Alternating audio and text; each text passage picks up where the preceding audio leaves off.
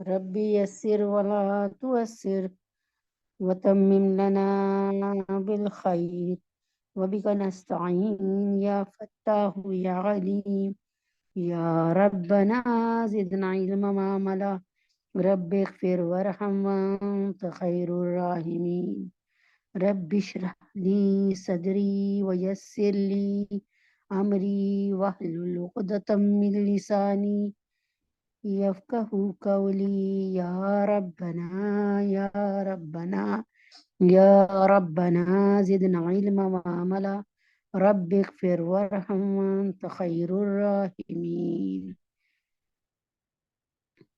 اللهم انفعني بما علمتني وعلمني ما ينفعني وزدنا علما وعملا الحمد لله على كل حال وأعوذ بالله من حال أهل النار السلام علیکم ورحمۃ اللہ وبرکاتہ۔ 2 دن چھٹیوں کے گزارے آپ نے اور آپ کی کمی بہت محسوس ہوتی ہے۔ اللہ تبارک تعالیٰ آپ سب کو اپنی حفاظت خاص میں رکھے، زندگی دے، صحت دے، تندرستی دے اور برکت والا رزق عطا فرمائے۔ اللہ تعالیٰ آپ کو سلامتی عطا فرمائے اور دنیا میں اور آخرت میں جنت عطا فرمائے۔ شروع کرتے ہیں سبق اللہ تعالیٰ کے حکم سے، جیسے کہ ہم سب سے پہلے اللہ پاک کے حکم سے جو ہے فضائل اعمال کا سبق شروع کرتے ہیں۔ فضائل اعمال یا حقائق صحابہ تقریباً ایک ہی بات ہے کہ فضائل اعمال یا حقائق صحابہ۔ تو اللہ تبارک تعالیٰ جو ہماری مشکلوں کو آسان فرمائے اور اللہ تبارک تعالیٰ جو کہا جو سنا اس پر عمل کی توفیق عطا فرمائے۔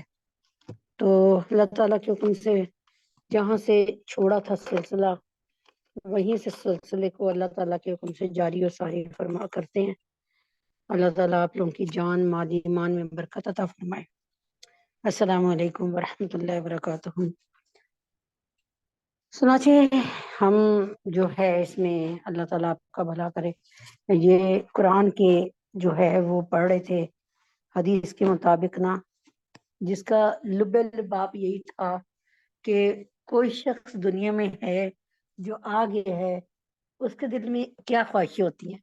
کسی کے دل میں خواہش ہوتی ہے کہ مجھے اچھا میاں ملے، کسی کے دل میں خواہش ہوتی ہے کہ یہ مجھے اچھی بیوی ملے، کسی کے دل میں خواہش یہ ہوتی ہے کہ مجھے کیا کہتے ہیں خوب مجھے اچھی لائف ملے، یعنی میں انجوائے کرتا رہوں اور بہت میرے پاس کھانے پینے کی چیزوں کی کمی نہ ہو اور ڈریسنگ میری بڑی زبردست ہو، اور کسی کی یہ خواہش ہوتی ہے کہ میں بہت جو ہے پاپولر ہو جاؤں دنیا میں، کسی کی ہوتی ہے میری صحت بڑی اچھی بنے، کسی کی یہ ہوتی ہے کہ میرے حلقہ احباب بہت وسیع ہو اور لوگ مجھے بہت پسند کریں اور مطلب کیا کہتے ہیں میری عزت کریں اور مجھے پسند کریں، میری بات کا اعتبار کریں۔ تو یہ تمام چیزیں جو ہیں یہ جو ہے طبعی خواہشیں ہیں، یعنی یہ خواہشات اکثر ہوتی ہے لوگوں کے، اس میں یہ نہیں گھبرانا چاہیے۔ لیکن قرآن نے ہمیں اس چیز کا سلسلہ یوں بتایا کہ اگر تم ایسا چاہتے ہو کہ تمہیں توانائی اور طاقت ملے تو کیا ہے تم اور صحت تندرستی ملے، تو قرآن میں جو ہے سورہ فاتحہ، سورہ یاسین یعنی قرآن کا دم کرتے رہو تو تمہیں انشاءاللہ ہمیشہ کی صحت۔ اور اگر تم چاہتے ہو کہ ایک بہت مضبوط بادشاہ سے تمہارا تعلق پیدا ہو جائے، جو تمہارا جس کی جو کسی معاملے میں بے بس ہی نہیں ہے، بڑے سے بڑے وکلا پر بھاری ہے، بڑے سے بڑے بادشاہوں پہ بھاری ہے، بڑے بڑے سمندروں پہ بھاری ہے، جس کے پاس کمی نہیں ہے جس کے خزانے میں، تو بھائی پھر تم قرآن سے دوستی کر لو۔ اور قرآن کس کا ایک الگ کلام ہے؟ اللہ رب العزت کا، تو اللہ تعالیٰ تم پہ مہربان ہو جائیں گے۔ یعنی بات اگر جہاں سے بھی دیکھو اور جہاں سے بھی پکڑو یہیں پر آ کر ختم ہوتی ہے اللہ کے حکم سے۔ اب یہی ہم قرآن کے فائدوں کی بات کرتے کہ اس کا یقین ہو جائے کہ جس کی خاطر برسوں سے ہم جس کو راضی کرنے پہ لگے ہوئے، اور تو پھر جب کوئی چاہے کہ ہم جو ہے ایسا تعلق ہمارا جڑ جائے جو ہمارا ہمیشہ رہے اور تعلق کبھی نہ ٹوٹے، تو پھر کیا وہ اللہ سے تعلق پیدا کرے۔ اسی طرح قرآن پاک کے ان فضائل، یعنی قرآن پڑھ کے ان فضائل، مناقب اور کمالات کے بعد اگر وہ کسی حجاب کی وجہ سے، کسی شرم کی وجہ سے محسوس نہیں ہوتے، تو ہمارا کام تو یہ ہے کہ ہم سمجھا دیں، ٹھیک ہے، اور سمجھانا ہمارا کام ہے۔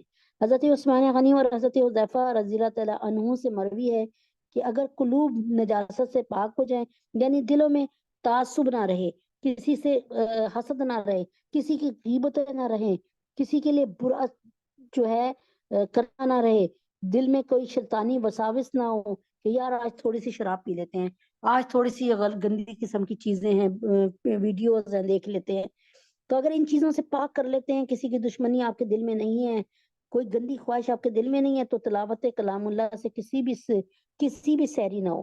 یعنی پھر آپ جتنا قرآن شریف پڑھیں گے اتنا ہی آپ کا دل کرے گا مزید پڑھوں، آپ کا دنیا کی طرف جانے کا دل ہی نہیں کرے گا۔ ثابت رحم اللہ بنانی کہتے ہیں کہ 20 برس میں میں نے کلام پاک کو مشقت سے پڑھا، 20 برس میں نا، اور 20 برس سے مجھے اس کی ٹھنڈک پہنچ رہی ہے۔ بس جو شخص بھی اپنے گناہوں سے توبہ کرنے کے بعد غور کرے گا کلام پاک کو، تو کیا ہوگا کہ وہ اللہ تبارک تعالیٰ کے حکم سے وہ تنہا نہیں رہے گا۔ اے کاش کے ان الفاظ کے معنی، اچھا اب کیا مطلب، اچھا یہ کہ اللہ تبارک تعالیٰ سے جب آپ قرآن پڑھیں گے تو آپ کا اللہ تعالیٰ سے تعلق بنتا چلا جائے گا، اور پھر اللہ تعالیٰ کی آپ پر مہربانیاں آتی رہیں گی، اللہ تعالیٰ کی آپ محبوب بنتے چلے جائیں گے۔ اور یہ بھی ہو سکتا ہے کہ اس طرح کہ اللہ تعالیٰ آپ کے دل میں حافظ قرآن، حفظ قرآن پاک کا ولولہ پیدا کر دے۔ بس اگر بچے کو حفظ کرانا ہو تو اس کے لیے یعنی اگر آپ کا دل میں ہوتا کہ آپ کے بچے کو حفظ کرا دیا جائے، تو اس کے لیے کسی عمل کی ضرورت نہیں کہ بچپن کی عمر خود حفظ کے لیے بڑی مجرب ہے، بڑی اچھی ہے۔ البتہ اگر کوئی شخص بڑی عمر میں حفظ کا ارادہ کر لے تو اس کے لیے آپ جناب صلی اللہ علیہ وسلم کا ارشاد ہے کہ ایک مجرب عمل ہے جس کو ترمذی اور حاکم وغیرہ نے روایت کیا ہے۔ حضرت عباس رضی اللہ، غور سے سنیں جن کے بچے حافظ قرآن بن رہے ہیں یا جو کوئی عورتیں ماشاءاللہ سے حافظ قرآن بن رہی ہیں، اس عمل کو سن لیجئے کہ ظاہر ہے یہ بچپن سے جس کو حافظ قرآن ماشاءاللہ سے اللہ پاک نے میرے بچوں کو بھی بنایا، یعنی بچپن سے 3-4 سال کی عمر سے ڈالا ہوا تھا، اللہ تعالیٰ کا شکر ہے ان کے لیے حفظ آسان ہو گیا۔ لیکن ہم جیسے بوڑھوں کے لیے حفظ کے لیے طریقہ بتا رہے ہیں کہ حضرت ابن عباس فرماتے ہیں میں حضور پاک صلی اللہ علیہ وسلم کی خدمت میں حاضر تھا کہ حضرت علی رضی اللہ عنہ حاضر ہوئے اور عرض کیا یا رسول اللہ میرے باپ تو آپ پر قربان ہو جائیں، ٹھیک ہے، قرآن پاک میرے سینے سے نکل جاتا ہے، جو یاد کرتا ہوں وہ محفوظ ہی نہیں رہتا، ٹھیک ہے۔ تو آپ جناب صلی اللہ علیہ وسلم نے فرمایا میں تجھے ایسی ترکیب بتلاؤں کہ جو تجھے بھی نفع دے، جس کو تو بتلائے گا اس کو بھی نفع ہو، اس کے لیے بھی نافع ہو، اور جو کچھ تو سیکھے گا وہ محفوظ رہے گا۔ حضرت علی کے پوچھنے پر دریافت کرنے پر آپ جناب صلی اللہ علیہ وسلم نے ارشاد فرمایا جب جمعہ کی شب آوے تو اگر یہ ہو سکتا ہو کہ رات کے آخری یعنی جب شب جمعہ ہونا، شب جمعہ بس سمجھ آ رہی ہے نا، جب جمعے کی شب آئے تو کیا کریں کہ جمعے کی شب یعنی جمعے کی رات آ جائے، تو اس وقت کا جو ہے اللہ تعالیٰ کے حکم سے یہ وظیفہ ہے کہ جب جمعے کی شب آئے، جمعے کی رات آئے، جو ہے کیا کرتے ہیں، تو کیا کرے کہ جب جمعے کی شب آئے تو اگر یہ ہو سکتا ہو کہ رات کی آخری تہائی میں یعنی کوئی 3-3:30 اٹھ جائیں تو یہ بہت ہی اچھا وقت ہے، یعنی یہ سردیوں کا بتا رہی ہوں، یہ وقت ملائکہ کے نازل ہونے کا ہے اور دعا اس وقت میں خاص طور سے قبول ہوتی ہے۔ اسی وقت کے انتظار میں حضرت یعقوب نے اپنے بیٹوں سے کہا تھا سوف استغفر لکم ربی، ان قریب میں تمہارے لیے اپنے رب سے مغفرت طلب کروں گا، یعنی جمعہ کی رات کے آخری حصے میں جو مانگو اللہ تعالیٰ دیتے ہیں۔ بس اگر اس وقت میں جاگنا دشوار ہو تو آدھی رات کے وقت، اور یہ بھی نہ ہو سکے تو پھر شروع ہی رات میں کھڑا ہو اور 4 رکعت نفل اس طرح پڑھے، یعنی رات میں تہجد میں اٹھ جائے تو بہت اچھا، نہیں اٹھتا تو پھر جب سونے لگے تب کر لے، ورنہ پھر عشاء کی نماز کے وقت میں کر لے۔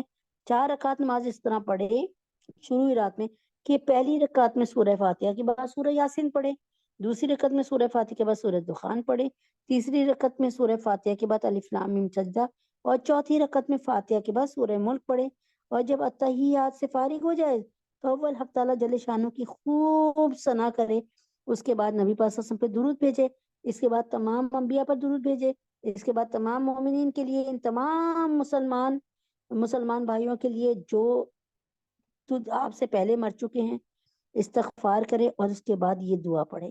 یہ کل انشاءاللہ میں دعا بتاؤں گی، اور امید ہے کہ سمجھ آ گئی ہوگی۔ یہ نبی پاک صلی اللہ علیہ وسلم نے بتایا طریقہ، اصل بات یہ کہ ہمارے لیے مشکل ہے کہ ہمیں یہ صورتیں زبانی یاد نہیں ہے اور دیکھ کر پڑھنے کی اجازت نہیں ہے، ٹھیک ہے نا؟ تو یہ حافظ قرآن بچہ جو بن رہا ہو، وہی جو اکثر یہ ہوتا ہے حفاظ کرام کو موٹی موٹی صورتیں پہلے یاد کروا دی جاتی ہیں، جیسے سورہ یاسین، سورہ فاتحہ اور سورہ ملک وغیرہ، تو پھر ان کے لیے بہت آسانی ہے۔ باقی جو حفظ کر رہے ہوں، جن کا حصہ حفظ جو ہے بہت پختہ نہیں ہے، تو ان کے لیے تو یہ عمل ہے، ذرا غور و فکر کے ساتھ کر لیں اللہ کے حکم سے۔ آج کی حدیث مبارکہ اللہ تعالیٰ کے حکم سے ہے،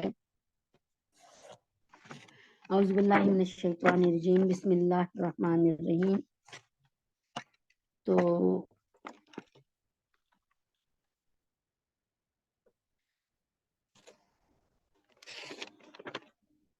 اچھا جی، آج کی حدیث پاک ہے، لا لا تسأل الناس شیئا، تم لوگوں سے کسی چیز کا سوال نہ کرو۔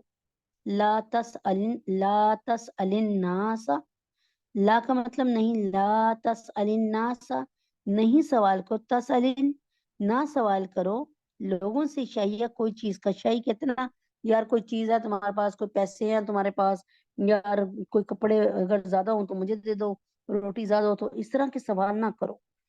تو لا تسأل الناس شیئا، تم لوگوں سے کسی چیز کا سوال نہ کیا کرو۔ یعنی اگر اس کی میں ڈیفینیشن بتانا شروع کروں تو میرے خیال میں کافی مشکل ہو جائے گی۔ اس کی ڈیفینیشن، اس کی تعریف بڑی زبردست ہے، اور ایک منٹ، کیا کہتے ہیں،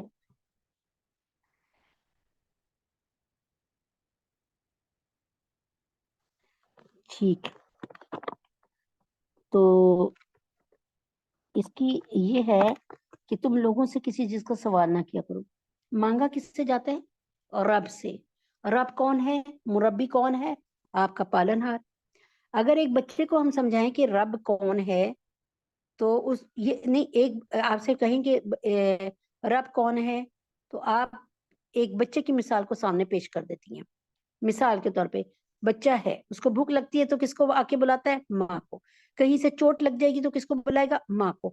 بخار چڑھے گا تو کس کو بلائے گا؟ کس کے آگے روئے گا؟ ماں کو۔ اگر اس کو کہیں کسی چیز کا ڈر ہو تو کس کے پاس آئے گا؟ ماں کو۔ کسی نے مارا، اس کو شکایت لگائے گا تو کس کو شکایت لگائے گا؟ ماں کو۔ اس کا مطلب سمجھانے کے لیے، جیسے کہ حضرت یوسف علیہ السلام نے فرمایا تھا کہ جب زلیخا نے ان کو آفر کی تھی غلط کام کی، تو آپ نے فرمایا تھا کہ عزیز مصر تو میرا مربی ہے، ٹھیک ہے نا؟ مربی کہتے ہیں جو نہ صرف کھانا دے، پینا دے، بلکہ ایچ اینڈ ایوری تھنگ آپ کی پوری کرے، آپ کی ضرورت کی ہر آپ بیمار ہوں آپ کو دکھائے جا کے، دوا دارو کرائے، آپ کی خدمت کرے، آپ کے ساتھ جڑا رہے، تو آپ کو ایک لمحہ بھی غافل نہ رہے۔ لیکن انسان کے بس میں یہ نہیں ہو سکتا نا۔ لیکن جیسے اللہ تعالیٰ نے اپنی مثال دیتے ہوئے کیا فرمایا کہ میں ماں سے 70 گنا زیادہ محبت کرتا ہوں۔ اللہ تعالیٰ نے یہ نہیں کہا میں باپ سے 70 گنا زیادہ محبت کرتا ہوں، میں دوست سے 70 گنا زیادہ محبت کرتا ہوں، میں سہیلی سے 70 گنا زیادہ محبت کرتا ہوں۔ اللہ کو پتا تھا یہاں پہ اسٹینڈرڈ اور اکائی کون سی ہے؟ ماں کی۔ اسٹینڈرڈ اور اکائی کون سی ہے؟ ماں کی۔ ماں کی ممتا دنیا میں سب سے زیادہ مشہور ہے، کہ ماں ایسا نہیں کر سکتی، جی تمہاری ماں نہیں کر سکتی، مر سکتی ہے لیکن وہ تمہارے لیے کوئی برا نہیں سوچ سکتی۔ تو پھر اللہ تعالیٰ نے ماں کی مثال کے ساتھ اپنی مثال کو فٹ کر کے صرف سمجھانے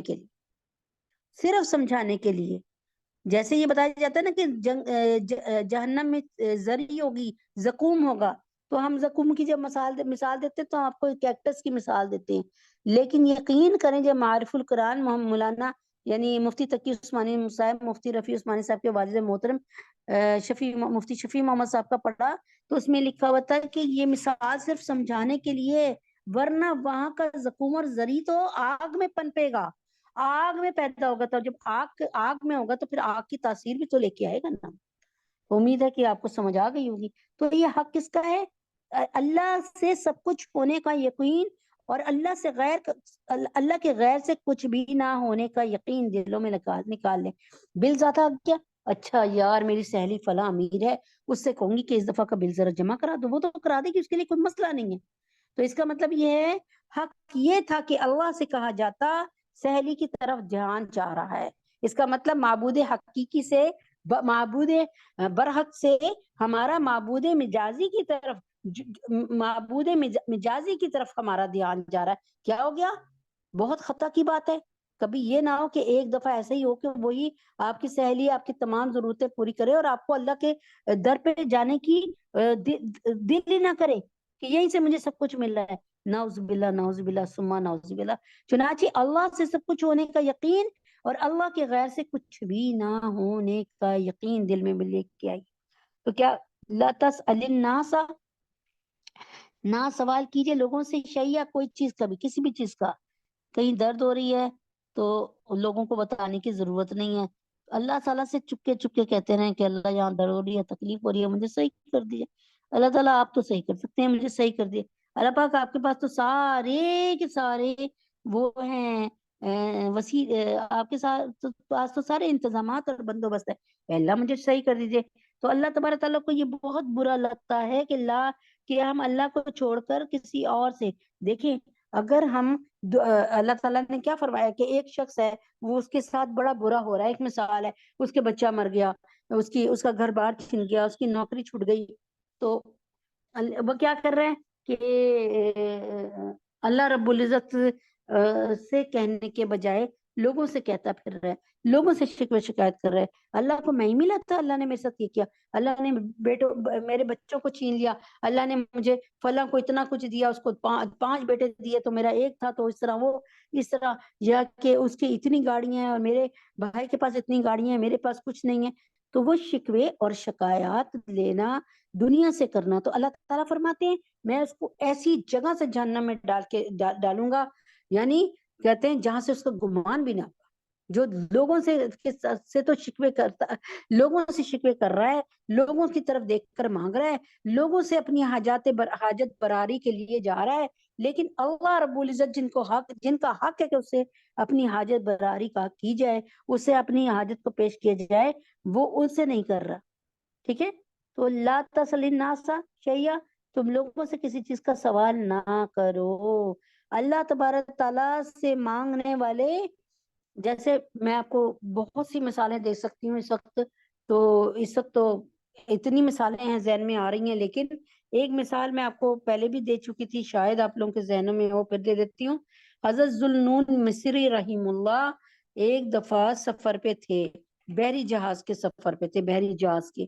وہاں پہ اس بحری جہاز میں ایک سیٹ بھی سفر کر رہا تھا. یہ سنیے گا ذرا دل کے کانوں سے سنیے گا. اللہ سے مانگو تو پھر اللہ تعالیٰ کیسے دیتے ہیں آپ کو، آپ کے سانو گمان میں بھی نہ ہوگا. 2-3 واقعات ہیں ذہن میں آ گئے، اللہ تعالیٰ نے ڈال دیے تو آپ کو بتا رہی ہوں. تو وہ ایک وہاں پر اسی میں ایک وہ بھی تھا، کیا کہتے ہیں، اللہ بھلا کرے آپ کا، ایک سیٹ بھی آدمی تھا اور بڑا متکبر اور بڑا غرور والا تھا. سارے اس کے آگے پیچھے ہوتے تھے، جی ہاں جی ہاں جی ہاں جی ہاں. لیکن ذوالنون مصری اس سے بات بھی کرنا نہیں گوارا کرتے تھے. اس کو بڑا غصہ چڑھا کہ یہ میرے آگے پیچھے نہیں ہوتا، یہ تو اپنی اکڑ دکھاتا ہے، یہ تو اوروں کو تعلق بھی میرے ساتھ ختم کر دے گا. تو اس نے ایک ترکیب سوچی. اس نے صبح مطلب ایک دن کہہ دیا کہ اعلان کیا کہ میری تو انگوٹھی نہیں مل رہی اور وہ اتنی قیمتی، اس میں ہیرا جڑا ہوا تھا، یہ وہ. تو حضرت ذوالنون مصری بڑے پریشان ہو گئے. نہیں تو لوگ بہت پریشان تھے، مطلب کہ بھئی یہ کیا ہوا. تو وہ شو یوں کرا رہا تھا کہ جیسے کہ بھئی میں تو مر جاؤں گا، میری اتنی قیمتی انگوٹھی اور یہ وہ، تو سب کی تلاشی ہے. تو حضرت ذوالنون مصری رحیم اللہ وہ سب کی تلاشی لے رہا ہے. تو ساتھ میں کہتا ہے مجھے شک اس پہ ہے کہ کیونکہ یہ وہ ظاہر ہے وہ سادے سے کپڑوں میں تھے اور غریب سے تھے، تو کہنے لگا کہ مجھے ان پر شک ہے. حضرت ذوالنون مصری رحیم اللہ نے یہ سنا تو آپ نے سر سجدے میں رکھ دیا اور اللہ سے دعا شروع کر دی. اور جب اللہ سے دعا کر رہے ہیں، اللہ کو پکار رہے ہیں، اللہ کے علاوہ کسی سے، انہوں نے لوگوں سے نہیں کہا، ان سے منتیں نہیں کی کہ یار میں پلیز مجھے معاف کر دو، میں نے تو آپ کا کچھ نہیں چرایا، آپ مجھے معاف کر دیں، مجھ پہ الزام نہ لگائیں، یعنی کچھ نہیں کیا، اللہ کے حضور گڑگڑا رہے ہیں۔ اللہ کے حکم سے، اللہ کے حکم سے کشتی رک گئی ایک دم سے، بڑی سی کشتی تھی، بہت بڑی کشتی تھی، جیسے وہ نہیں لے کے جاتے حاجیوں کو حاجیوں کی کشتی میں، یعنی بڑی کشتی تھی۔ تو پرانے زمانے کی بات بتا رہی ہوں میں آپ کو، ذوالنون مصری رحیم اللہ کی زمانے کی۔ اب وہ جناب سب کیا ہوا کہ ایک دم سے کشتی رک گئی، کشتی رکی تو لوگوں نے اپنی آنکھوں سے دیکھا کہ کشتی کے چاروں طرف بڑی بڑی مچھلیاں ہیں، جیسے آپ کو پتا نا شارک اور ویل ٹائپ ہوتے ہیں، اس طرح کی مچھلیاں ہیں، اور ساری مچھلیوں نے کشتی کو روکا ہوا ہے، اور ساری مچھلیوں نے اپنے منہ کو کشتی کے کنارے پہ رکھا ہے، اور ساری مچھلیوں کے منہ میں ایک ایک وہ انگوٹھی دبی ہوئی ہے، جیسی اس سیٹ کی انگوٹھی کھوئی تھی۔ تو اللہ پاک کتنے مہربان ہے کہ اللہ تعالیٰ نے بتا دیا کہ یہ میرا بندہ ہے، اس کے لیے ایسی ایسی کئی انگوٹھیاں جو ہے قربان، اور یہ ایک کی بات کر رہا ہے، اس نے تو صرف مجھ سے مانگا، تو اللہ نہیں ضائع کرتے۔ اسی طرح ایک اور بزرگ تھے جو کہ ایک ایسے جزیرے میں رہتے تھے جہاں برف ہی برف تھی، بڑی سردی تھی، برف کو کوٹ کر وضو کیا انہوں نے، اور اس کے بعد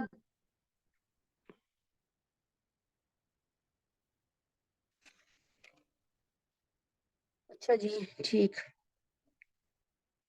تو کیا کہہ رہی تھی میں، اچھا وضو کیا، اور وضو کرنے کے بعد تو وضو کیا،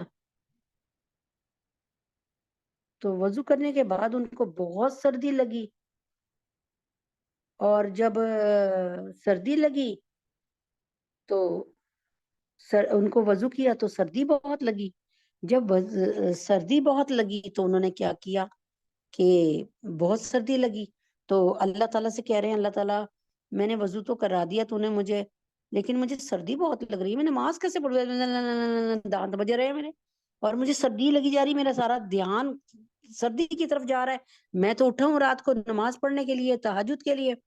کہتے ہیں جب وہ اللہ سے دعا مانگ رہے تھے تو ایسے لگے جیسے ایک بہت موٹی سی پشمین کی نہیں ہوتی، اس کو کیا کہلاتی تھی پشمین، اس کو دو شالہ سا جیسے،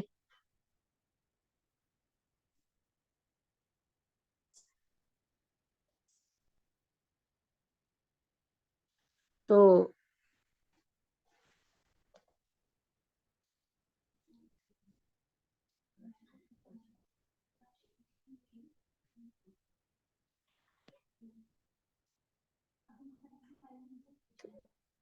تو کیا کہتے ہیں، ہاں، تو انہوں نے کیا کیا کہ یہ اللہ تعالیٰ اب مجھے بہت سردی لگ رہی ہے، تو ایسے لگے جیسے کسی نے وہ جو ہوتا ہے نا، آپ نے دیکھا ہوگا پہلے زمانے میں وہ ہوتا تھا کھال، چیتے کی کھال وغیرہ سب، پشمینہ کی گرم چادر، نہیں وہ کہلاتی ہے ایک خاص نام ہے اس کا، ذہن میں نہیں آ رہا، بہرحال کیا پتا اللہ پاک یاد دلا دے، تو وہ ایسے جیسے کہ جا کر کہ موٹی سی وہ پہلے زمانے میں ایسا ہوتا تھا کہ چیتے وغیرہ کی ان کی کھالوں سے جب لیدر تھا تو وہ چادر سی بن جاتی تھی بہت پہلے زمانے میں نا، تو بہت گرم ہوتی تھی، تو بالکل ایسے جا کے کوئی چیز چمٹ گئی، اب آپ پورا رات اتنے گرم رہے، نماز پڑھتے رہے، اچھا جب اسی وضو سے پڑھتے رہے، جب فجر کی نماز پڑھ لی تو آپ کی نظر جو ہے پتہ نہیں بس ایک دم سے بے اختیاری جب پیچھے پڑی نا، تو آپ کی تو گگی بن گئی، یعنی آپ تو بالکل روحاں سے ہو گئے، ایسے ڈر گئے، کیونکہ وہ ایک اژدہا تھا جو آپ کو پوری رات اللہ کے حکم سے چمٹائے رہا، ٹھیک ہے، وہ تھا کوئی بہت بڑا اژدہا اللہ کے حکم سے، وہ آ کے چمٹ گیا، اژدہا بھی تو آپ کو پتا نا پہلے، یعنی جو پڑھا ہوگا آپ نے وہ کتنے بڑے بڑے، اور اللہ کا اژدہا ہوگا تو وہ تو پتہ نہیں کتنا بڑا ہوگا، بہرحال وہ اس نے چمٹایا ہوا تھا آپ کو دونوں بازوؤں سے، یعنی اپنے اس میں کیا ہوا تھا، اور آپ سے بڑے، آپ کو گرمی ٹھیک ٹھاک، مطلب یعنی آپ کو بڑا سکون ملا، آپ بڑے آرام سے سو گئے، مطلب آپ عبادت کرتے رہے، تو کہنے لگے اچھا اللہ تعالیٰ آپ نے میری گرمائش کے لیے، مجھے سکون دینے کے لیے سجدے کا انتظام کیا اللہ تعالیٰ، لیکن اب مجھ سے عبادت نہیں ہو سکے گی کیونکہ مجھے اب ڈر لگ رہا ہے، تو یہ جب بات کہی کہ اب مجھے ڈر لگ رہا ہے تو اب عبادت نہیں ہو سکے گی، تو اللہ تبارک تعالیٰ کے حکم سے انہوں نے کہا کہ اللہ تعالیٰ اس کو کہیں بس اب چلا جائے۔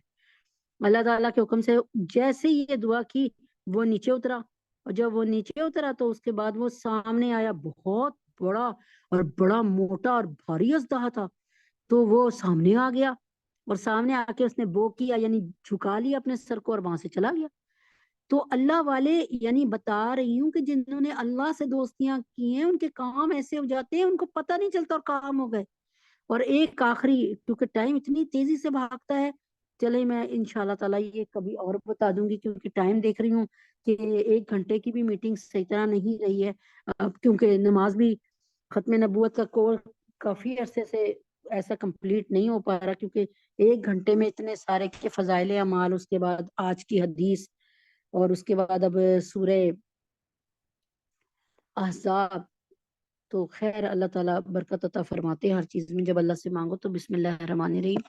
آپ بھی دعا کریں کہ اللہ تعالیٰ ہمیں ثابت قدمی عطا فرمائے، اور اللہ تعالیٰ جو ہم سے ٹوٹی پھوٹی محنت ہے اس کو قبول فرما لے۔ بسم اللہ الرحمن الرحیم۔ آج کی جو آیات قرآنی ہیں سورہ احزاب کی، وہ ہیں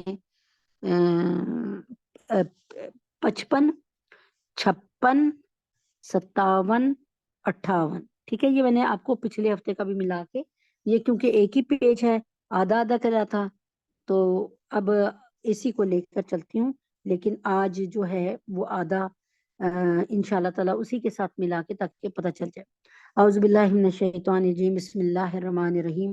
لا جناح علیہن فی آبائہن ولا ابنائہن ولا اخوانہن ولا ابنائی اخوانہن ولا ابنائی اخواتہن ولا نسائہن ولا ما ملکت ایمانہن واتقین اللہ ان اللہ کان علی کل شیء شہیدا۔ یہ تو تھی پیچھے والے کی، کہ پیغمبر کی بیویاں اپنے باپوں کے بارے میں جو ہے، ان کے بارے میں اگر ان کے سامنے آ جاتی تو ان پر کوئی گناہ نہیں، نہ اپنے بیٹوں کے سامنے آنے پر پیغمبر کی بیویوں کو گناہ ہے، نہ اپنے بھائیوں کے اور نہ اپنے بھتیجوں کے اور نہ اپنے بھانجوں کے اور نہ اپنی عورتوں کے اور نہ اپنی لونڈیوں کے، اور خدا سے یعنی ان کے سامنے آ سکتی ہیں، بے پردہ آ سکتی ہیں، ٹھیک ہے، اور خدا سے ڈرتی رہو، ٹھیک ہے۔ بے شک اللہ ہر چیز پر حاضر اور ناظر ہے۔ یہاں پہ اللہ تبارک تعالیٰ نے نبی اکرم صلی اللہ علیہ وسلم کی بیویوں کو مخاطب کر کے کہا، ٹھیک، تو یہاں پر کہا کہ کیونکہ پردے کے احکامات نازل ہوئے نا اسی صورت میں، تو پہلے تو یہ ہوتا تھا کہ صحابیہ یا ازواج مطہرات جو ہے سامنے آ جاتی تھی، یعنی ان کا منہ کھلا ہوتا تھا تو وہ سامنے آ جاتی تھی صحابہ کے۔ تو جب پردے کا حکم نازل ہوا تو کائنات کے سب سے پاکیزہ مرد، سب سے پاکیزہ مردوں کا سب سے پاکیزہ عورتوں سے پردہ ہوا۔ اور اب ہمارے ہاں پردے کی کتنی ضرورت ہے، ذرا تھوڑا سا سوچ لیں، آپ کو پتہ چل جائے گا۔ تو فرمایا کہ بے شک اللہ ہر چیز پر حاضر ناظر ہے، اور بے شک اللہ تعالیٰ یعنی بے شک اللہ ہر چیز پر حاضر ناظر ہے، یعنی اللہ تعالیٰ ہر ایک معاملے کی خبر رکھتا ہے، اور اللہ ایک چیز کو، ہر چیز کو دیکھتا ہے۔ آگے اگلی آیت ہیں جو اس ہفتے کی ہیں، ان اللہ و ملائکتہ یصلون علی النبی یا ایھا الذین آمنوا صلوا علیہ وسلموا تسلیما۔ بے شک اللہ اور اس کے فرشتے درود بھیجتے ہیں علی النبی، نبی پر صلی اللہ علیہ وسلم پر۔ اے ایمان والو، صلو علیہ، آپ بھی درود بھیجیے، یعنی آپ بھی درود بھیجیے، صلو علیہ وسلم تسلیما، اور سلام بھی بھیجیے، درود بھیجیے اور سلام بھی بھیجیے، یعنی اللہ اور اللہ کے رسول، اللہ تعالیٰ اور اللہ تعالیٰ کوئی عبادت نہیں کرتے، نہ حج کرتے، نہ زکوٰۃ دیتے ہیں، نہ روزے رکھتے ہیں، اور نہ کیا کہتے ہیں نماز پڑھتے ہیں، لیکن ایک عبادت میں ہم اللہ کے ساتھ ساتھ اور فرشتوں کے ساتھ ساتھ ہوتے ہیں، اور وہ کون سی ہے؟ وہ ہے کون سی عبادت؟ وہ ہے درود شریف. اور درود شریف دنیا کی واحد عبادت ہے کہ جس میں دونوں فرشتے کام پہ لگ جاتے ہیں. جب ہم درود شریف پڑھتے ہیں تو اللہ تعالیٰ 10 درجات بلند کرتے ہیں، اور 10 گناہ کون مٹاتا ہے؟ 10 درجات بلند کرنے والے جو ہوتے ہیں وہ کون ہوتے ہیں؟ ہمارے کرامن کاتبین دائیں ہاتھوں والے، کے اس میں لکھتے ہیں کہ ان کے 10 درجات بلند ہو گئے نیکیوں میں. اور 10 گناہوں کو کون لکھتا ہے کہ معاف ہو گئے؟ ہمارے بائیں طرف کے والے کرامن کاتبین. 10 درجات بلند ہوتے ہیں، اور 10 گناہ معاف ہوتے ہیں. اور جو ہے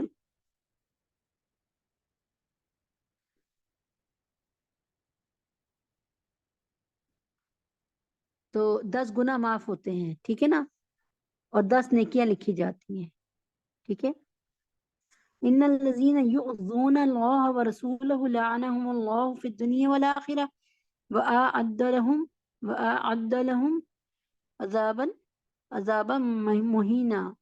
جو لوگ بے شک جو لوگ اللہ تعالیٰ اور اس کے رسول کو ایذا دیتے ہیں، تکلیف دیتے ہیں، اللہ تعالیٰ ان پر دنیا اور آخرت میں لعنت کرتا ہے، اور ان کے لیے ذلیل کر دینے والا عذاب تیار کر رکھا ہے.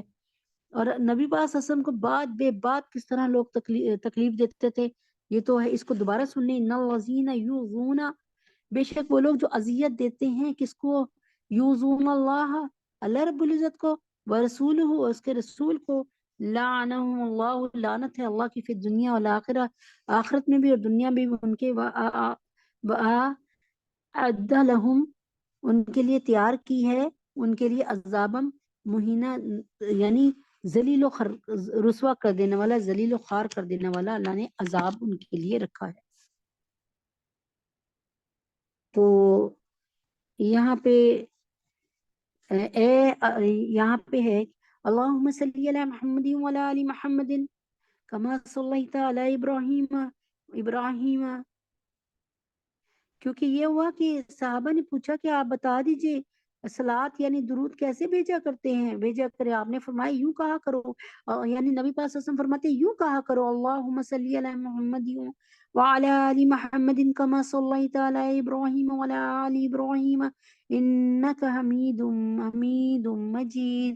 اللہم بارک علی محمد وعلی آل محمد کما بارکت علی ابراہیم وعلی آل ابراہیم انک حمید مجید. یعنی اے اللہ اپنی خاص رحمت فرما حضرت محمد صلی اللہ علیہ وسلم پر اور آپ کی آل پر، جیسا کہ آپ نے رحمت فرمائی حضرت ابراہیم علیہ السلام پر اور ان کی آل پر. ساری حمد، تمام تعریف آپ کے لیے ہے، اور بزرگی اور عظمت والے آپ بھی تو ہیں. اے اللہ خاص برکت نازل فرما آپ جناب صلی اللہ علیہ وسلم پر اور آپ کی آل پر، جیسے کہ آپ نے خاص برکت نازل فرمائی حضرت ابراہیم علیہ السلام ان کی آل پر. ساری حمد جو ہے، حمد اور تعریف جو ہے وہ اور عظمت اور بزرگی والے آپ ہی ہیں اللہ تعالیٰ. اس کے علاوہ اور بھی بہت سی درود شریف احادیث میں آئے ہیں جو حضرت صلی اللہ علیہ وسلم نے صحابہ اکرام کو تعلیم فرمائے، جیسے جزا اللہ تعالی عنا محمد ما هو آلہ. تو اور جو نبی پاک صلی اللہ علیہ وسلم نے تعلیم فرمائے ہیں، اور ایک رسالہ زاد السعید میں حضرت حکیم الامت مولانا تھانوی نے جمع کر دیے جو تاج کمپنی سے مل سکتا ہے. یوں تو بہت سے جو ہے صیغے درود شریف کے جو ہے ہمارے مشائخ میں سے یعنی علماء سے ملتے ہیں، منقول ہے، مگر ظاہر ہے جو صیغے آپ جناب صلی اللہ علیہ وسلم نے جو الفاظ یا جو صیغے یا جو آیات آپ نے تعلیم فرمائی ان کی فضیلت اور بابرکت ہونے میں کیا کلام ہے. یعنی ہمیں وہی کرنا چاہیے جو نبی پاک صلی اللہ علیہ وسلم نے ہمیں بتایا. پھر دین اور ایمان کی نعمت جو اس دنیا میں سب سے بڑی نعمت ہے، یہ ہم کو آپ جناب صلی اللہ علیہ وسلم کے واسطے اور طفیل میں ملی ہے. اس لیے اللہ تعالیٰ کے بعد آپ جناب صلی اللہ علیہ وسلم ہی ہمارے سب سے بڑے محسن ہیں اور سب سے شفیق ہستی ہیں ہمارے لیے. ہم آپ کے احسان کا کوئی بدلہ نہیں دے سکتے، بس زیادہ سے زیادہ جو ہم کر سکتے ہیں وہ یہ ہے کہ اللہ رب العزت سے اپنے رسول پاک صلی اللہ علیہ وسلم کے لیے دعائیں کریں. یعنی دوسرے الفاظ میں آپ صلی اللہ علیہ وسلم پہ زیادہ سے زیادہ درود شریف بھیجیں، کیونکہ درود میں ہم دعا کر رہے ہوتے ہیں نا، اللہم صلی علی، کہ اے میرے اللہ نبی پاک صلی اللہ علیہ وسلم پہ درود بھیجیے، سلام بھیجیے. تو پھر جبکہ درود شریف کے فضائل بھی باکثرت احادیث میں ہیں، تو اس سعادت سے محروم رہنا کسی امتی کے لیے مناسب نہیں ہے کہ پتہ بھی چل گیا پھر درود شریف نہ پڑھنا، جبکہ اتنے آسان آسان درود شریف بھی ہیں۔ ایک حدیث میں آپ جناب صلی اللہ علیہ وسلم کا ارشاد ہے، جو شخص مجھ پر ایک دفعہ درود شریف بھیجے، اللہ جل شانہ من صلی علیہ واحدۃ صلی اللہ علیہ عشرہ۔ ایک حدیث میں حضور پاک صلی اللہ علیہ وسلم کے ارشاد ہے، جو شخص مجھ پر ایک دفعہ درود بھیجے، اللہ تعالیٰ شان اس پر 10 دفعہ صلوات بھیجتے ہیں۔ ایک حدیث میں حضور پاک صلی اللہ علیہ وسلم کے ارشاد ہے، جس کے سامنے میرا تذکرہ آئے اس کو چاہیے مجھ پر درود بھیجے، اللہ جل شان اس پر درود بھیجیں گے اور اس کی 10 خطائیں معاف کریں گے، اس کے 10 درجات بلند کریں گے۔ اور ایک حدیث میں ارشاد ہے کہ اللہ کے بہت سے فرشتے ایسے ہیں جن کا خاص کام یہی ہے کہ وہ روئے زمین پہ پھرتے رہتے، اور میرا جو امتی مجھ پہ صلوات و سلام بھیجے وہ اس کو مجھ تک پہنچاتے ہیں۔ سبحان اللہ، کتنی بڑی دولت ہے کہ ہمارا صلوات و سلام فرشتوں کے ذریعے جو ہے آپ جناب صلی اللہ علیہ وسلم کو پہنچتا ہے، اور اس بہانے ہمارا ذکر وہاں ہو جاتا ہے۔ سینکڑوں حدیث درود شریف کی فضیلت میں وارد ہوئی ہیں، جو یہاں پر ایک جگہ جمع نہیں ہو سکتی چھوٹے مختصر درس میں۔ ایک حدیث میں حضرت انس رضی اللہ عنہ سے روایت ہے کہ حضور پاک صلی اللہ علیہ وسلم نے ارشاد فرمایا، جو شخص روزانہ مجھ پر 1000 دفعہ درود شریف پڑھے تو اس کو موت نہ آئے گی جب تک وہ اپنی جگہ جنت میں نہ دیکھ لے، یعنی دنیا میں رہتے ہیں اپنی جگہ جنت میں نہ دیکھ لے۔ پھر نبی پاک صلی اللہ علیہ وسلم پر درود نہ پڑھنے پر سخت وعید ہے، سخت سزائیں ہیں۔ حضرت کعب بن عجرہ رضی اللہ تعالیٰ عنہ سے روایت ہے کہ ایک مرتبہ حضرت محمد صلی اللہ علیہ وسلم نے ارشاد فرمایا، ممبر کے قریب ہو جاؤ، ممبر کے قریب ہو جاؤ، ممبر کے قریب ہو جاؤ۔ ہم لوگ حاضر ہو گئے، جب حضور پاک صلی اللہ علیہ وسلم نے ممبر کے پہلے درجے پر قدم رکھا تو فرمایا آمین، جب دوسرے درجے پہ قدم رکھا تو پھر فرمایا آمین، جب تیسرے درجے پہ قدم رکھا تو پھر فرمایا آمین۔ جب آپ خطبے سے فارغ ہو کے نیچے ہوتے ہیں تو ہم نے عرض کیا، یا رسول اللہ، ہم نے آج آپ سے ممبر پر چڑھتے ہوئے ایسی بات سنی جو پہلے کبھی نہ سنی۔ آپ نے ارشاد فرمایا، اس وقت جبریل علیہ السلام میرے پاس آئے تھے جب میں پہلے درجے پہ تھا، پہلے درجے پر میں نے قدم رکھا تو انہوں نے کہا، ہلاک ہو جو وہ شخص جس نے رمضان مبارک کے روزے پائے، رمضان کا مہینہ پایا اور پھر بھی اس کی مغفرت نہ ہوئی۔ تو اس کو میں حدیث کو سمجھا دیتی ہوں کہ یہ ایک رمضان کی بات نہیں ہے۔ اگر آپ کی عمر 50 سال ہے تو آپ پر 14-15 سال میں روزے فرض ہوئے، ٹھیک ہے، اور پھر جب آپ فرض کریں 15 سال میں آپ بلوغت پہ آئیں، ٹھیک ہے، تو پھر 35 سال آپ کے گزر گئے، ٹھیک ہے نا، آپ 50 سال کی ہیں، 15 سال میں آپ بالغ ہوئی تو باقی پھر روزے فرض ہو گئے آپ پر، تو پھر 35 سال لگاتار 30 روزے رکھتی رہی، یعنی 3500 روزے رکھنے کے باوجود کسی روزے میں آپ نے اللہ تعالیٰ کو راضی نہ کر سکے، ٹھیک ہے۔ تو یہ اس طرح ہے حدیث کا پہلو، اس پہلو سے حدیث سمجھائی آپ کو میں نے۔ فرمایا کہ جس نے رمضان کا مبارک مہینہ پایا پھر بھی اس کی مغفرت نہ ہوئی، وہ ہلاک ہوا۔ میں نے کہا آمین۔ پھر جب یعنی اللہ کے نبی کو بھی پتا ہے کہ اس کا مطلب بہت ہی اللہ معاف کرے گناہگار آدمی ہے کہ رمضان کے روزے میں بھی روزے رکھ کر وہ اللہ کو راضی نہ کر سکا، تو اللہ کے نبی نے تب کہیں جا کر کہا کہ اتنے سال گزرنے کے باوجود بھی اللہ کے حق کو نہ پہچانا، اور فرمایا کہ جو شخص جس نے رمضان مبارک کا مہینہ پایا پھر بھی اس کی مغفرت نہ ہوئی تو وہ ہلاک ہوا۔ میں نے کہا آمین۔ پھر جب میں دوسرے درجے پر چڑھا تو انہوں نے کہا، ہلاک ہو وہ شخص جس کے سامنے آپ کا ذکر مبارک ہو اور وہ درود نہ بھیجے۔ میں نے کہا آمین۔ ٹھیک ہے نا کہ نبی پاک صلی اللہ علیہ وسلم کے ہم پر کتنے احسان ہیں کہ جب ہمارے گندے جب ہمارے اچھے حالات ان تک پہنچتے ہیں، یعنی ہم نے اس پورے ہفتے میں کیا نیک کام کیے، تو آپ اللہ تعالیٰ کے سے ہمارے لیے دعا کرتے ہیں اور خوش ہوتے ہیں کہ اللہ تعالیٰ ان کو اور نیکی کی استقامت دے، اور خوش ہوتے ہیں۔ اور اگر خدا نخواستہ ہمارے گناہوں کے انبار ان تک چلے جائیں ایک ہفتے کے، تو آپ دعا کرتے ہیں کہ اللہ پاک اسے معاف کر دے، اس کے حق میں بہتر فیصلہ فرمائے، ٹھیک ہے۔ تو اللہ کے نبی تو ابھی تک لگے ہوئے ہیں، اپنے حق سے دستبردار نہیں ہوئے، اور ہم کیسے ہیں کہ ہم دنیا میں رہتے ہوئے بھی ایسے، جبکہ ہم با اختیار ہیں، قبر میں جا کے تو بے اختیار ہو جائیں گے، لیکن پھر بھی ہم اللہ کو نہیں مناتے، اللہ کے نبی کو نہیں مناتے۔ پھر جب میں دوسرے درجے میں چڑھا تو انہوں نے کہا، ہلاک ہو وہ شخص جس کے سامنے آپ کا ذکر مبارک ہو وہ درود نہ بھیجے۔ میں نے کہا آمین۔ جب میں تیسرے درجے پر چڑھا تو انہوں نے کہا ہلاک ہو وہ شخص جس کے سامنے اس کے والدین یا ان میں سے کوئی ایک بڑھاپے پر آ جائے، بڑھاپا پائے اور وہ اس کو جنت میں داخل نہ کرائے۔ میں نے کہا آمین۔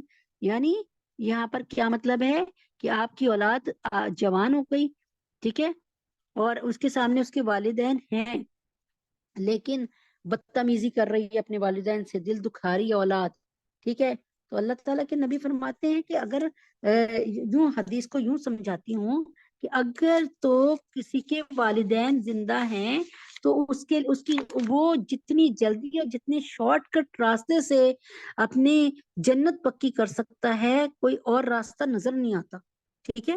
تو انشاءاللہ اس حدیث کا بیک گراؤنڈ پورا کے پورا اللہ نے چاہا میں وضاحت کے ساتھ سمجھاؤں گی، لیکن اب آج نہیں، کل انشاءاللہ اگر زندہ رہی تو اب الحمدللہ رب العالمین وقت ہوا ہے ہماری اس میٹنگ کا جس کا اللہ تعالیٰ نے الحمدللہ آج تھوڑا سا موقع بھی دے دیا الحمدللہ کہ ہم اس پر اب بولیں۔ کتنے دن ہو گئے ختم نبوت پہ نہیں بولے۔ عقیدہ ختم نبوت کیا ہے؟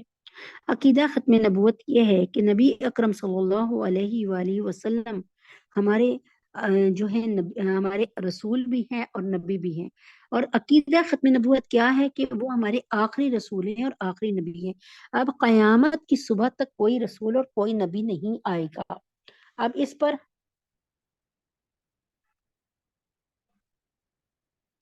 تو اب اس پر کیا کہتے ہیں کیا کہ قیامت کی صبح تک اب ہمارے پاس کوئی اور نبی نہیں آئے گا۔ تو یہ ہے عقیدہ ختم نبوت کہ جو نبی پاک صلی اللہ علیہ وآلہ وسلم شریعت لے کر آ گئے اور جو نبی پاک صلی اللہ علیہ وسلم سلیبس لے کر آ گئے، جو احکامات لے کر نبی پاک صلی اللہ علیہ وسلم آ گئے، جو انہوں نے بات بتا دی، جیسے انہوں نے بتا دیا کہ ہلاک ہوا وہ شخص جس نے اپنے والدین کو پایا اور ان سے پھر ان کی خدمت کر کے اللہ سے اپنی جنت پکی نہ کرائی، ٹھیک ہے نا۔ تو اب نبی پاک صلی اللہ علیہ وسلم کے آنے کے بعد نبی پاک صلی اللہ علیہ وآلہ وسلم کے آنے کے بعد جو ہے اگر ہم ان کی بات کو سننے کے بعد پھر بھی ہم جمے رہے اپنی گناہ والی زندگی پر، تو اب آپ مجھے بتائیں کہ پھر جو ہے وہ ہم نے اپنی ہلاکت کا سامنا کر لیا نا، ٹھیک ہے۔ تو کہنے کا کیا مقصد ہے؟ نبی محمد صلی اللہ علیہ وسلم آخری نبی ہیں۔ اب قیامت کی صبح تک کوئی اور نبی نہیں آنا، یعنی ہم سمجھیں کہ کوئی اور نبی آ جائے گا۔ اب قیامت کی صبح، قیامت تو آ سکتی ہے لیکن اور کوئی نبی نہیں آ سکتا، یعنی قیامت تو آ سکتی ہے لیکن نبی اور کوئی نہیں آ سکتا۔ اب آپ لوگوں کے دل میں آئے گا کہ بھئی حضرت عیسیٰ علیہ السلام کا، میں بہت دفعہ نئے سننے والوں کے لیے بتا دیتی ہوں، میں بہت دفعہ یہ بتا چکی ہوں کہ نبی اکرم صلی اللہ علیہ وآلہ وسلم ہمارے آخری نبی ہیں، اور وہ اب اگر دنیا سے چلے گئے ہیں تو اب ہمارے پاس کوئی اور نبی کی گنجائش نہیں ہے۔ جو سلیبس، جو شریعت اور جو اللہ کو راضی کرنے کا وہ طریقہ بتا چکے ہیں، اس کے علاوہ ہمیں کہیں اس سے بہتر چیز نہیں مل سکتی۔ یعنی یوں دوسرے لفظوں میں کہہ سکتی ہوں کہ جو زندگی گزارنے کا میتھڈ اور طریقہ محمد صلی اللہ علیہ وسلم نے ہمیں سمجھا دیا، اس سے بہتر کہیں اور نہیں آ سکتا۔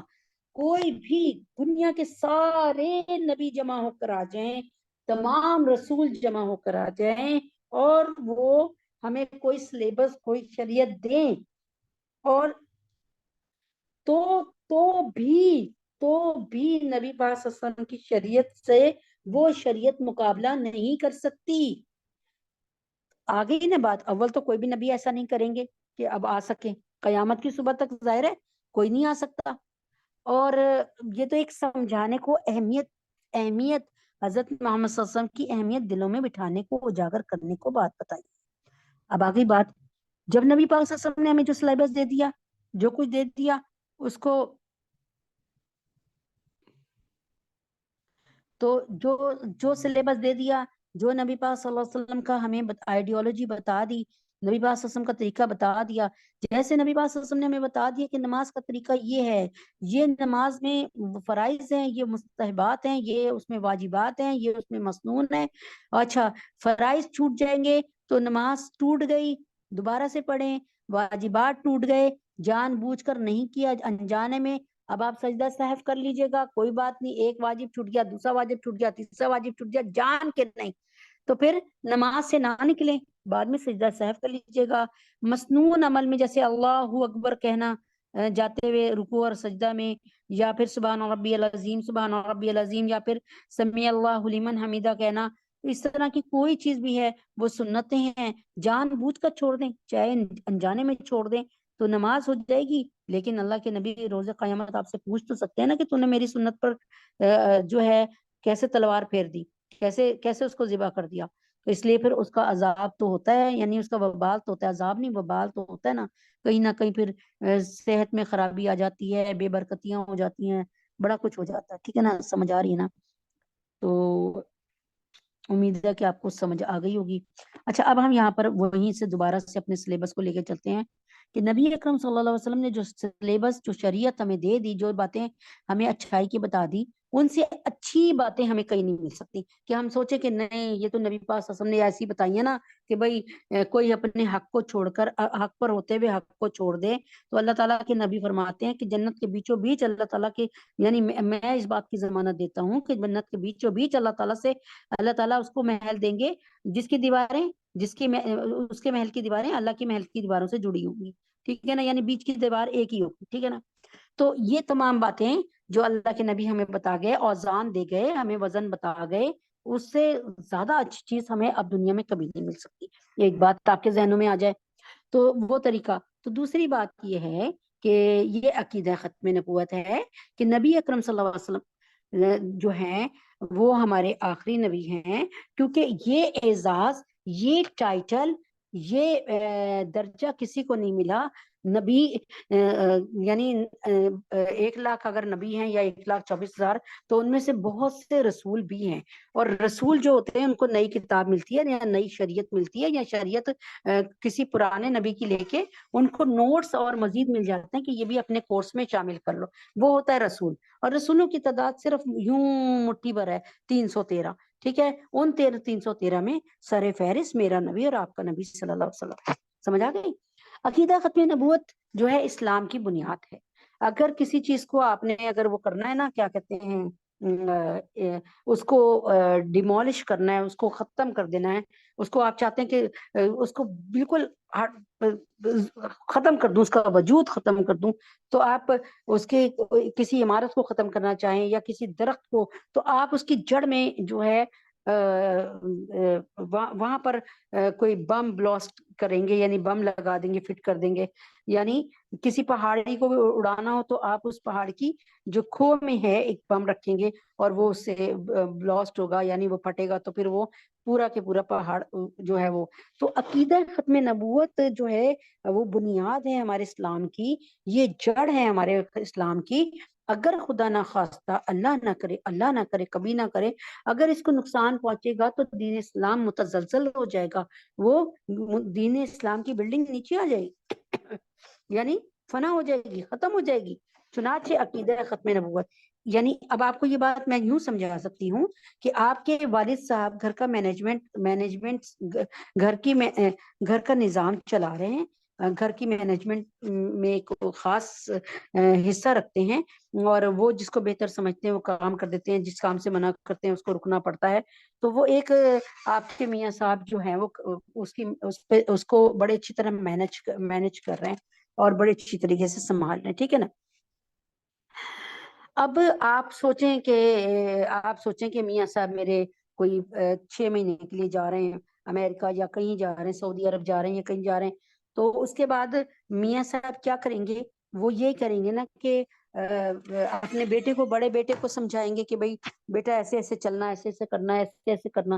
ٹھیک ہے نا. لیکن آپ مجھے بتائیں کہ ٹھیک ہے وہ بچہ آپ کا کرے گا, لیکن میاں کی جگہ تو نہیں نہ لے سکتا کہیں, یعنی گھر کے سرپرست کی جگہ نہیں. ہاں بے شک بہت اچھا کام کر رہا ہے, لیکن جو باپ کا گھر میں مقام ہے جو شوہر کا مقام ہے، وہ تو نہیں نا کوئی اور لے سکتا، چاہے کچھ بھی ہو جائے.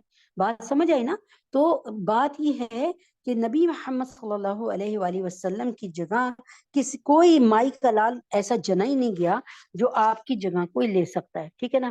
اب باطل کی یہ قوت، باطل قوتوں کی 1878، اچھا یہ سمجھ لیا. اب یہاں پر میں اس عقیدہ ختم نبوت کی جو ہے وہ حفاظت کے لیے ایک بہت خوبصورت دلیل پیش کرتی ہوں، جو شاید آپ میں سے کئی لوگوں نے نہ سنی ہو اور کئیوں نے بہت دفعہ سن لی ہو، کہ وہ کہہ رہی ہوں کہ بور کر دیا باجی نے ہمیں.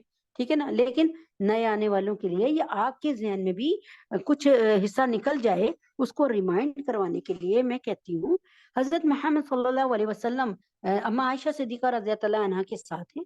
تاروں بھرا آسمان ہے. اس دن کئی دفعہ آپ دیکھتے ہیں تارے بہت زیادہ نکلے ہوتے ہیں، کئی دفعہ دیکھتے ہیں ٹاواں ٹاواں، جیسے ایک ادھر تارا ایک ادھر تارا، دور تار. ٹھیک ہے نا؟ کئی دفعہ ہوتا ہے آسمان تاروں سے بھرا ہوتا ہے، ماشاءاللہ تاروں بھرا آسمان تھا. اما عائشہ صدیقہ رضی اللہ عنہا تاروں بھرے آسمان کو دیکھ رہی تھی. بہت وہ فقہ کو جاننے والی، بہت فقیہ تھیں، فقیہہ تھیں، اور بڑا سوچتی تھیں، اور بڑی انٹیلیجنٹ عالمہ حافظہ. اللہ تعالیٰ نے ان کو بنایا. دین ان سے عورتوں کے تمام مسائل جو کہ شرمناک ہوتے ہیں، جو ہم کسی مرد سے پوچھنا ہمارے لیے بڑا مشکل ہے، وہ تمام اما عائشہ صدیقہ نے رضی اللہ عنہا نے اللہ کے نبی سے پوچھ کے ہمیں بتائے، جس کی وجہ سے ہمارے لیے آسان ہو گیا. عورت سے عورت بات کرنا ذرا آسان ہوتا ہے. خدا نہ خواستہ مرد سے کوئی بات بتاؤ تو دل ہی نہیں کرتا کہ کوئی بات انسان کھل کر بات کرے. اما عائشہ صدیقہ رضی اللہ عنہا کچھ سوچ رہی تھی، تو اللہ کے نبی نے پوچھا کیا سوچ رہی ہو حمیرہ؟ تو پیار سے کہتے تھے اما عائشہ کو. تو انہوں نے کہا میں سوچ رہی ہوں تاروں بھرا آسمان ہے، اتنی ساری نیکیاں ہیں، کوئی انسان دنیا میں ایسا ہے جس کی اتنی ساری نیکیاں ہوں؟ فرمایا عمر فاروق رضی اللہ عنہ. عمر. اللہ کے نبی کہتے ہیں کہ اب آپ نے کیا پریشان ہو گئی ہیں اس بات سے کہ میں نے عمر کا نام لے لیا، آپ سوچ رہی ہوں گی آپ کے ابا کا نام کیوں نہیں لیا؟ فرمایا نہیں، یہ بات آؤٹ ہو گئی نا، یعنی وائرل ہو گئی، یوں سمجھ لیں. کیا ہوا، ایک دفعہ عمر فاروق رضی اللہ عنہ حضرت ابو بکر صدیق رضی اللہ عنہ کے پاس آئے اور فرمایا کہ اے ابو بکر میری زندگی کی ساری نیکیاں لے لے. اب نیکیاں کتنی؟ تاروں برا آسمان.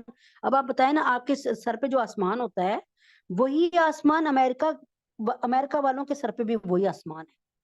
یوں سمجھ لے ایک پلیٹ ہے بہت چوڑی اور بہت زیادہ، جس کا احاطہ ہو، یعنی بڑی بہت گھیراؤ والی، بہت زیادہ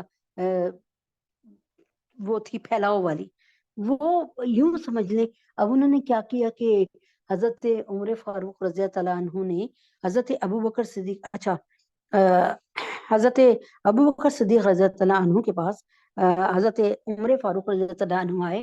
فرمایا کہ اے ابو بکر، جی اے ابو بکر میری تمام زندگی کی نیکیاں لے لے. اب یہ بات سب کو پتا تھی کہ عمر کی نیکیاں کتنی ہیں، تاروں بھرے آسمان جتنی ہے.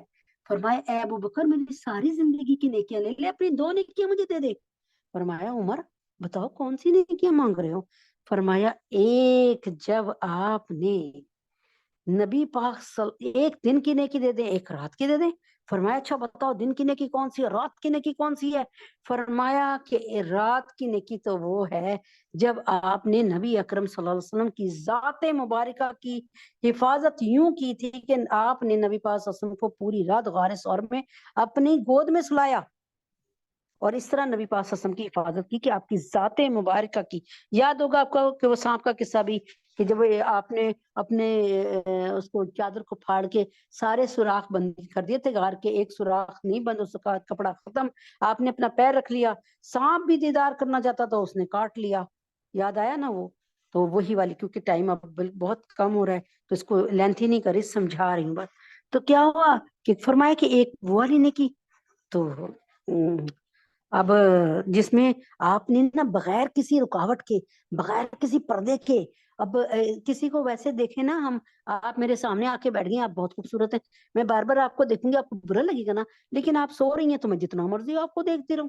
تو فرمایا بغیر کسی پردے کے میں آپ کو اور تم نے نبی پاک صلی اللہ علیہ وسلم کا جو آپ نے دیدار کیا تھا نا، وہ والی نیکی مجھے دے دیں، جو آپ نے نبی پاک صلی اللہ علیہ وسلم کی حفاظت کی تھی، آپ کی ذات گرامی کی، اور آپ پوری رات جاگتے رہے اور پہرا دیتے رہے کہ نبی پاک صلی اللہ علیہ وسلم کو کوئی کیڑا نہ کاٹے، کو کچھ، یعنی وہ بس سکون سے سوتے رہے، تھک گئے، ایک وہ نیکی دے دیں جب آپ نے نبی پاک صلی اللہ علیہ وسلم کی ذات کی حفاظت کی، اور ایک وہ نیکی دے دیں جو آپ نے مسیلمہ کذاب نے جب دعویٰ کیا نا کہ میں نبی ہوں، مجھے بھی تسلیم کرو، نبی پاک صلی اللہ علیہ وسلم اس وقت دنیا سے جا چکے تھے، لیکن آپ مسیلمہ کذاب کے ہاتھوں دکھی بہت تھے، ٹھیک ہے، تو کیونکہ نبی پاک صلی اللہ علیہ وسلم کو یہ خود آیا تھا 1,00,000 بندوں کو لے کے، یعنی یہ اپنے بہت سارے بندوں کو لے کے آیا تھا، اور نبی پاک صلی اللہ علیہ وسلم کے ہاتھوں پر آ کر اس نے اسلام قبول کرنا تھا، لیکن جب اس نے دیکھا نا کہ صحابہ کرام نبی پاک صلی اللہ علیہ وسلم کے بڑے تابع فرما ہیں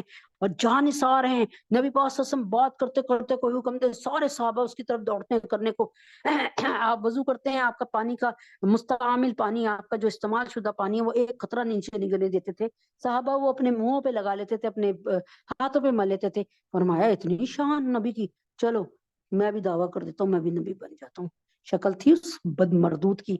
اب یہاں پر دوبارہ سے میں اس بات کو بتا رہی ہوں آپ کو، اس کو پھر غور سے سن لیجئے،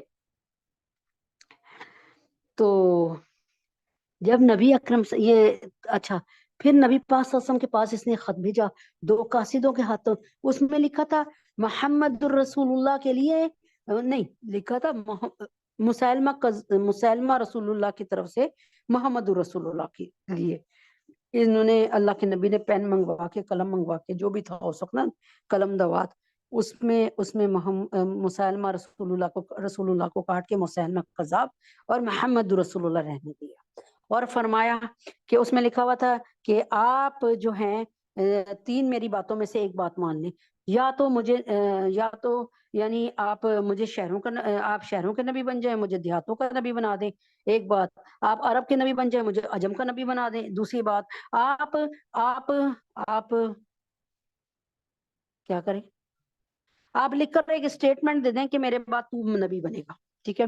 اللہ کے نبی اکرم صلی اللہ علیہ وسلم نے سامنے ایک چھوٹی سی چھڑی کھجور کی چھال وہ پڑی تھی، کھجور کی ٹہنی، فرمایا کہ اللہ تعالیٰ نے مجھے نبوت میں سے اتنی سی نبوت دینے کا بھی حق نہیں دیا، اب میں آپ سے کہوں آپ بہت خوبصورت ہیں، مجھے اپنی خوبصورتی دے دیں، آپ بہت ذہین ہیں، مجھے ذہانت دے دیں، آپ دے سکتی ہیں؟ بلا بتائیں، نہیں ہو سکتا نا، یہ کام تو اللہ کی طرف سے تھا، اللہ نے تمہیں خوبصورت بنا دیا، مجھے نہیں بنایا، سمجھ آ گئی؟ تو چنانچہ ایسے ہی ہوا، جب یہ ہوا تو اس وقت جو ہے نبی پاک صلی اللہ علیہ وسلم نے جب تینوں خواہشات اس کی سنی نا، تو نبی پاک صلی اللہ علیہ وسلم نے تینوں پہ عمل کرنے کے لیے انکار کیا اور کہا اللہ اگر ہمارے مسلمانوں کی شریعت میں ناجائز نہ ہوتا تو میں تمہیں قتل کر دیتا۔ صحابہ نے بھی تاڑ کے رکھا کہ جب ہمیں یہ ملیں گے نا دونوں قاصد ہمیں قتل کر دیں گے۔ چنانچہ یہاں پر محفل کو برخاست کرتی ہوں کیونکہ اب یہ وقت بہت کم ہو گیا ہے اس میٹنگ کا، نماز عصر جو ہے وہ بھی پیچھے پیچھے آ رہی ہے اور نماز مغرب بھی پیچھے پیچھے آ رہی ہے، تو چلیں دعاؤں کی درخواست ہے، دعا میں یاد رکھیے گا، یہی اسی قصے کو لے کے بڑا زبردست اور حسین قصہ ہے، آگے چلیں گے تاکہ آپ کو بتاؤں کہ قادیانیت کیا ظلم ہے، اور ہمارے دور میں کون مسیلمہ، وہاں پہ اللہ کے نبی کے دور میں مسیلمہ کذاب تھا اور ہمارے دور میں مسیلمہ پنجاب تھا۔ کل انشاءاللہ مسیلمہ پنجاب کو نہ چاہتے ہوئے بھی بیان کروں گی تاکہ آپ اس کے فتنے میں کبھی نہ آئیں اور اپنے ایمان سے ہم ہاتھ نہ دھو پر بیٹھیں اور نہ ہمارے بچے ایمان سے ہاتھ دھو بیٹھیں، ہماری نسلوں کی اللہ حفاظت فرمائے۔ اللہم صلی علی محمد وعلی آل محمد کما صلیت علی ابراہیم وعلی آل ابراہیم انک حمید مجید۔ اللہم بارک علی محمد وعلی آل محمد کما بارکت علی ابراہیم وعلی آل ابراہیم انک حمید مجید۔ ربنا آتنا فی الدنیا حسنۃ وفی الآخرۃ حسنۃ وقنا عذاب النار۔ ربنا ظلمنا انفسنا وان لم تغفر لنا وترحمنا لنکونن من الخاسرین۔ رب اغفر وارحم وانت خیر الراحمین۔ اللہم انت السلام ومنک السلام تبارکت یا ذا الجلال والاکرام۔ رب اغفر وارحم وانت خیر الراحمین۔ اللہ اکبر کبیرہ والحمد للہ کثیرہ سبحان اللہ بکرۃ واسیلہ۔ اے اللہ ہم سب کے گناہوں کو معاف فرما دیجئے، हम सब की खताओं को दरगुजर फरमा दीजिए। या अल्लाह हमारे गुनाहों को माफ फरमा दीजिए। या अल्लाह इन सारे लोग जितने लोग बैठे हैं हाथ उठाए, इनकी सब ख्वाहिशात आरजुएं मकासद को कबूल फरमाइए बेहतरीन और आसान तरीके से, बेहतरीन डायरी और बेहतरीन बेहतरीन और आसान तरीके से अल्लाह ताला कबूल और मंजूर फरमाइए। ए अल्लाह पाक, मैं यहाँ पर नुमाइंदा बनकर आती हूँ लोगों का। अल्लाह पाक मुझे जलील ख्वार मत कीजिए। मेरी इज्जत आपके हाथ में है, चाहे तो कबूल फरमा लें, चाहे तो लौटा दें। लेकिन अल्लाह, मैंने कहीं भी ये बात अब तक, उम्र बुढ़ापे में आ गई, मैंने कहीं भी ये बात नहीं पढ़ी कि अल्लाह ताला से मांगो तो अल्लाह ना दे, अल्लाह ताला को पुकारो तो अल्लाह कहे मैंने नहीं सुनना तेरी। मैंने आज तक नहीं ये बात सुनी। अल्हम्दुलिल्लाह, मैं पुरुमीद हूँ आपसे, क्योंकि आपने अपने जो 114 खत लिखे हमें, उसमें से 113 में यही बताया बार बार, अल्लाह के नाम से जो बहुत मेहरबान है और रहम करने वाला है। या अल्लाह, आज तुझे तेरे महबूब सल्लल्लाहु अलैहि वसल्लम का वास्ता है, या खफी लुत्फी अदरिकनी बिलुत्फिकल खफी, या बदीउल कह, या बदीउल अजाइबी बिल खैरी बिल कहरी, या बदीउल अजाइबी बिल कहरी या बदीउ, या बदीउल अजाइबी बिल खैरी बिल कहरी या बदीउ। ए अल्लाह पाक, यहूद हनूद पर अपनी यहूद हनूद नसारा पर अपना जुल्म का कोड़ा और बरसा। ए अल्लाह, अपने हबीब के तो फैल में इनको नीस्त और नाबूद फरमा दीजिए। या अल्लाह, यहूदियों को और इसराइल को नीस्त और नाबूद फरमा दीजिए। या अल्लाह, इस महफिल में कोई एक बंदा तो ऐसा होगा ना तेरा, जो तेरा बड़ा चहीता हो, जिसकी कोई बात तुझे बड़ी पसंद हो। आज उसका वास्ता और आपको आपके महबूब का वास्ता, हजरत मोहम्मद सल्लल्लाहु अलैहि वसल्लम का वास्ता। ऐ अल्लाह पाक, आपको मूसा अलैहिस्सलाम बड़े पसंद थे, बड़ा बड़ा इब्राहिम अलैहिस्सलाम बड़े पसंद थे, बड़ा जिक्र किया कुरान में आपने इनका, बार बार बार बार, इब्राहिम मूसा ईसा। ए अल्लाह पाक, इनका वास्ता है यूनुस अलैहिस्सलाम, याकूब अलैहिस्सलाम का, जिनको याकूब को आपने अल्लाह का बंदा कहा, उनका वास्ता है। अल्लाह, तुझे तेरे नबी का वास्ता। या अल्लाह, फलस्तीन के मुसलमानों की मदद फरमाइए। रब्बना ज़लमना अनफुसना व इल्लम तग़फिर लना व तरहमना लनकूनन्ना मिनल